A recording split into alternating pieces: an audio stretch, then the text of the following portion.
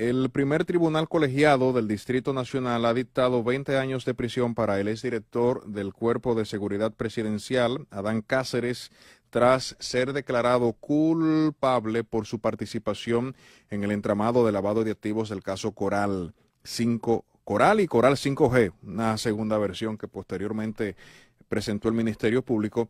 El exdirector del Cuerpo Especializado en Seguridad Turística, Juan Carlos Torres Rubiú, y el coronel Rafael Núñez de Asa también recibieron dicha sentencia.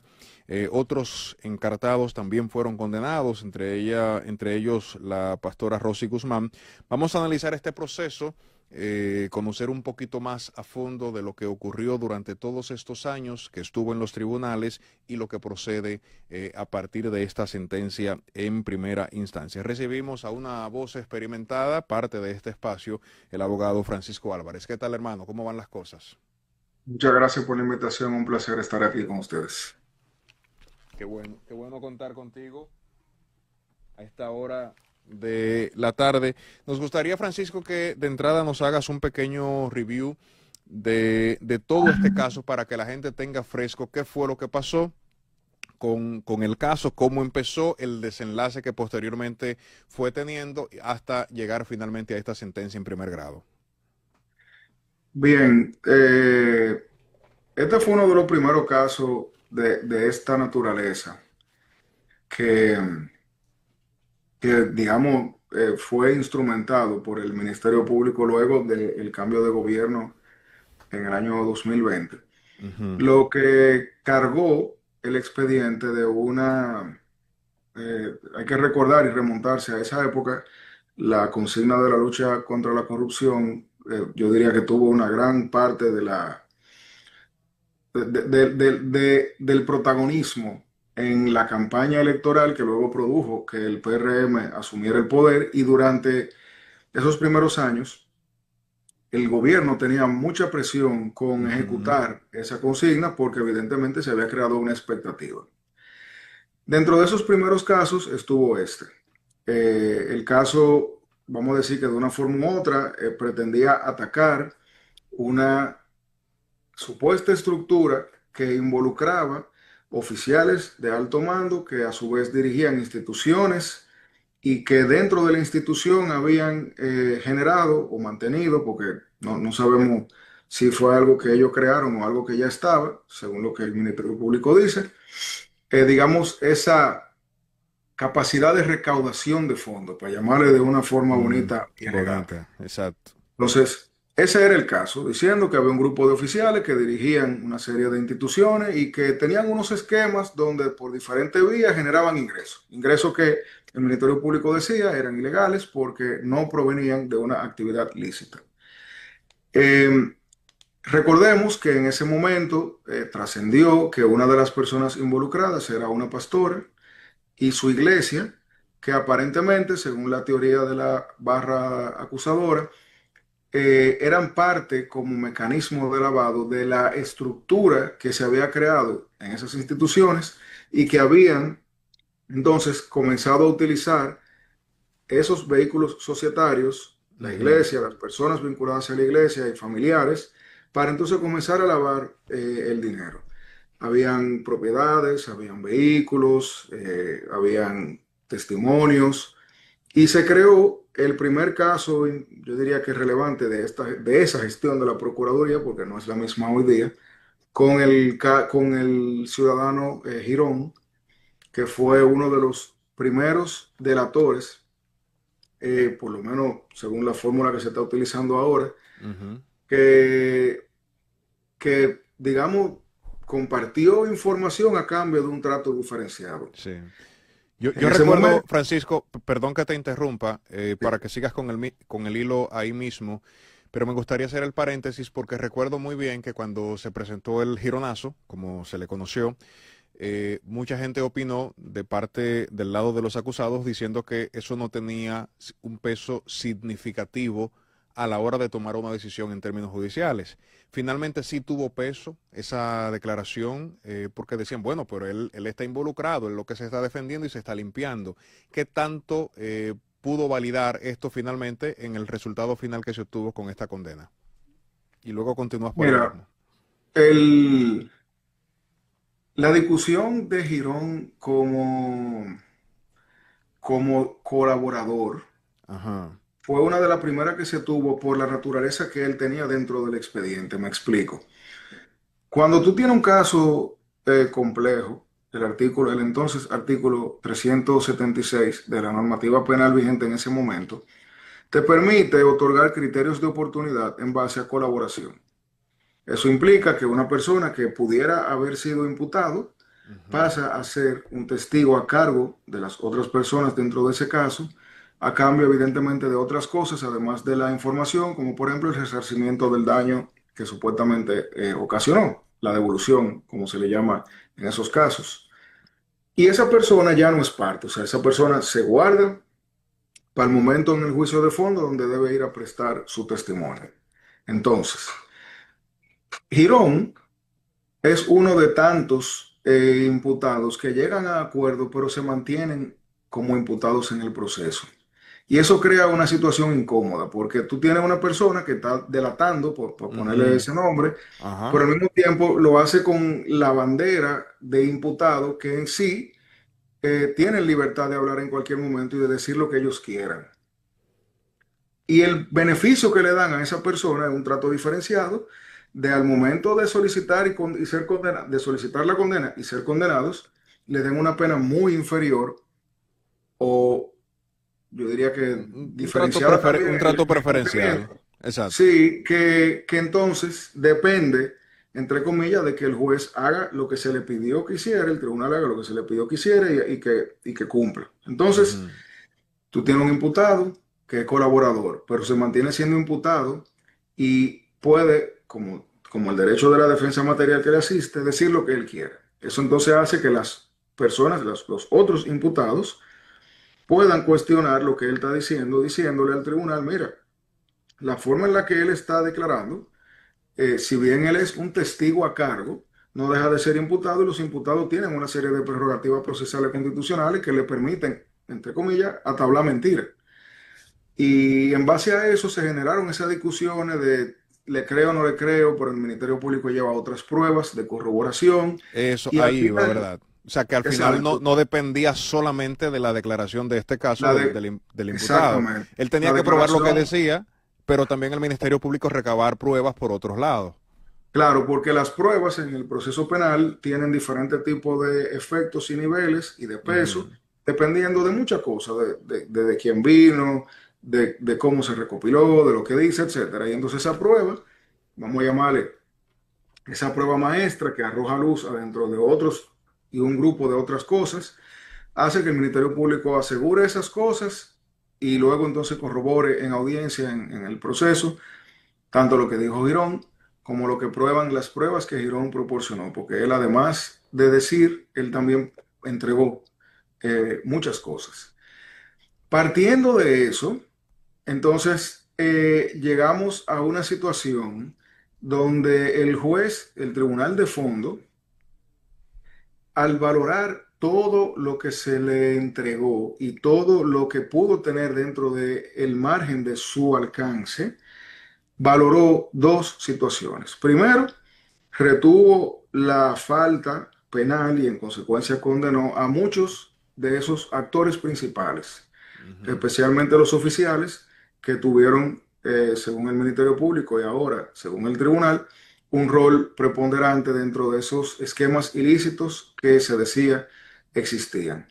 Dos, se dejó fuera a un grupo también de personas que el tribunal valoró no tenían algo penalmente relevante, lo que de una forma u otra también a esas personas las mantiene al margen y yo asumo que el Ministerio Público no va a recurrir esa decisión frente a ellos, pero sería un derecho, porque ahora Ujú. lo que Claro, ocurre o lo que viene, evidentemente, es que la barra de la defensa de los imputados afectados va a recurrir, la Corte de no Apelación. es, sí, van a ir a apelación a raíz de la condena la solicitud de plazo, de vencimiento del plazo máximo, se le suma un año, lo que quiere decir que O sea, tienen un año para apelar no, tienen un año para conocer definitivamente el el caso. caso. Y para apelar, ¿qué tiempo tiene tanto el Ministerio Público como la defensa de los acusados?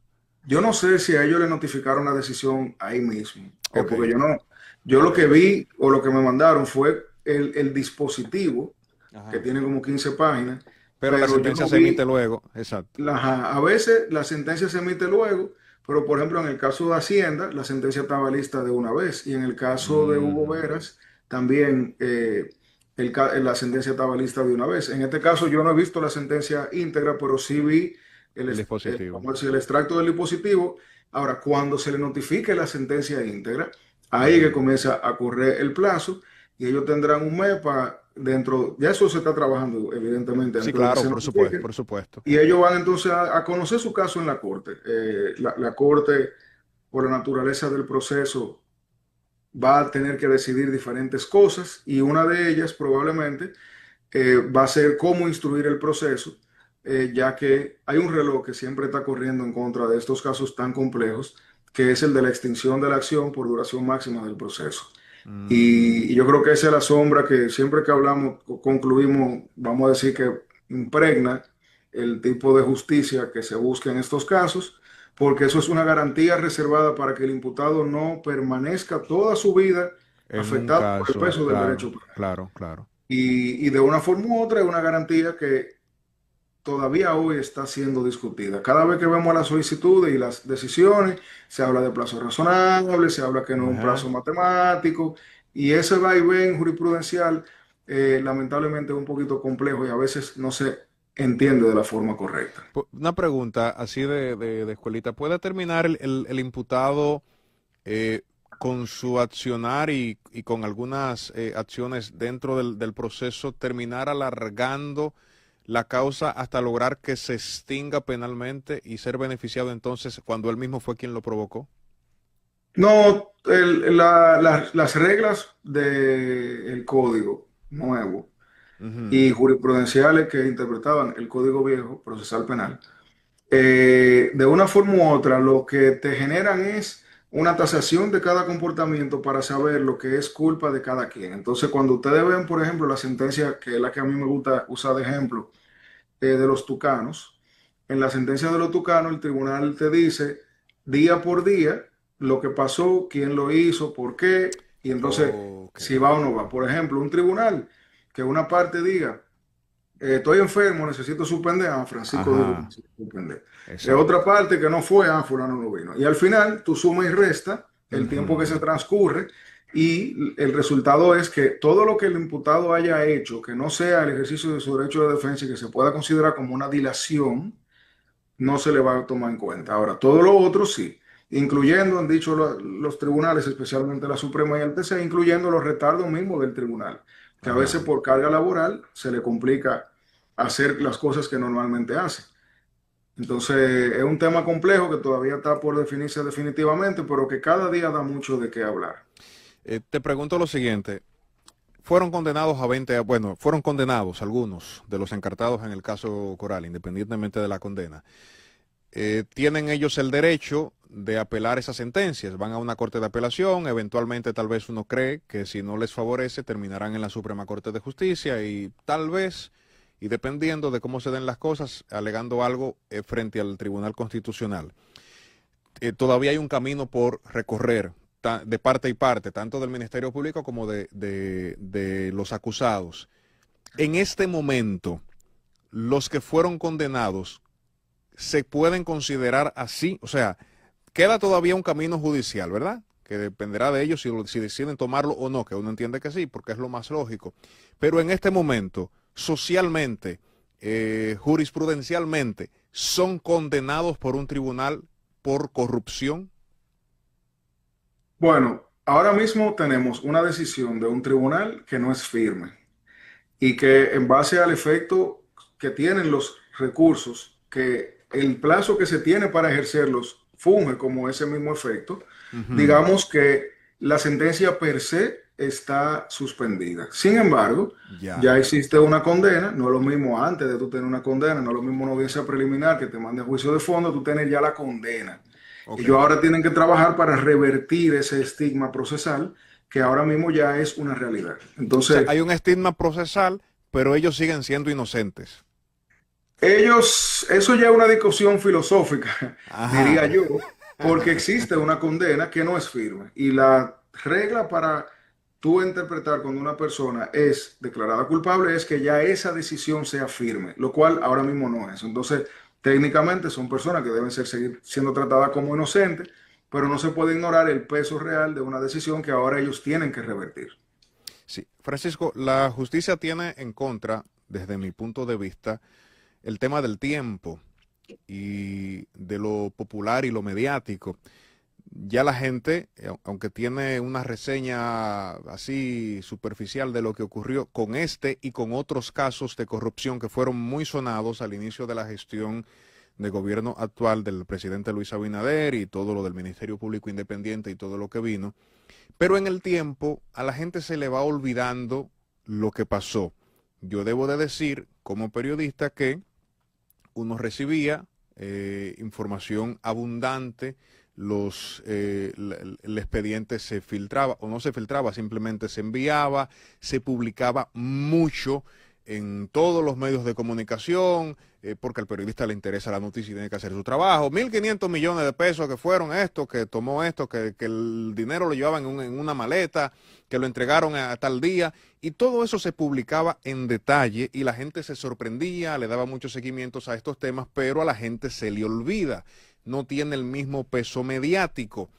En la lucha que desarrolla el Ministerio Público en contra de la corrupción, como tú bien señalabas al inicio de tu participación, hay una percepción social que se ha ido gestando en torno a la misma y es de que los procesos son los expedientes son mal instrumentados, de que eso era un show mediático, incluso la misma defensa también tiene sus canales de comunicación y proyecta esto. Esta condena, en tu opinión, es una especie de respiro para el Ministerio Público en esa lucha que ha asumido en contra de la corrupción, tomando en cuenta de que hace unos días atrás otro caso igualmente sonado fue descargado o fueron descargados parte de los principales implicados en el mismo o no fueron a juicio de fondo.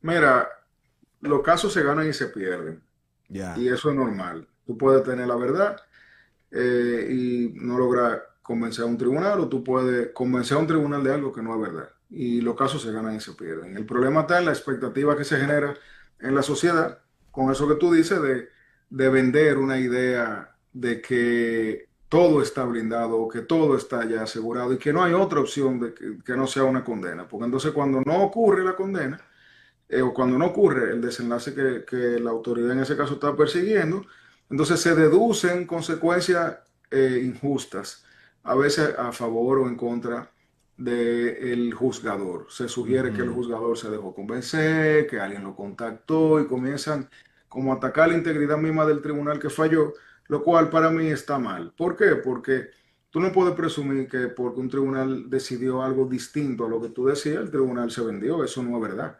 Es Entonces, cierto. cuando tú creas esa percepción de, oye, esto está planchado, esto es lo que hay, aquí se va a resolver esto, etcétera, y luego ocurre otra cosa, entonces es injusto tú no decir, miren, se nos pasó, no pudimos hacer esto, pero ahora en la corte vamos a ir con más fuerza y lo vamos a lograr. Entonces, ese hecho de tú generar en la población dominicana esa percepción y luego el desarrollo de un proceso que dé con una decisión como esa, al final es algo que si no tuviese ese matiz mercadológico Sí, de cómo se vendió el caso, no fuera gran cosa. Los casos se mm, ganan y se pierden. Pero como se le adhirió al principio ese impulso mediático, pues ahora sí. eso revierte y le da un golpe. Le da un eh, golpe, claro. que efectivamente, como tú dices, una decisión de esta naturaleza, ahí mismo ayuda a nivelar un Ujú. poco también esa Sí. percepción pública. O sea, repitiendo lo que dices, jurídicamente es normal que se gane un caso o que se pierda. El problema está en que estos casos se vendieron como absolutos al inicio de todos estos procesos que vimos a partir del año 2020. Entonces, cada vez que uno de estos casos se pierde, por decirlo así, de parte del Ministerio Público, una persona es declarada inocente o se saca simplemente de un expediente, no se envía a juicio de fondo, entonces el Ministerio Público sufre mediáticamente igualmente lo que ellos mismos generaron. Por ahí va la cosa. Exactamente. Bueno, Francisco, gracias hermano. No te quitaré más tiempo. Gracias por compartir, Siempre a la ¿verdad?, orden. tu expertise aquí con nosotros sobre este caso, el caso Coral, que seguirá todavía en los tribunales y en los medios, porque también se pelean en los medios de comunicación. Ese es un mal que tenemos aquí. Ustedes le llaman a eso populismo penal, ¿no?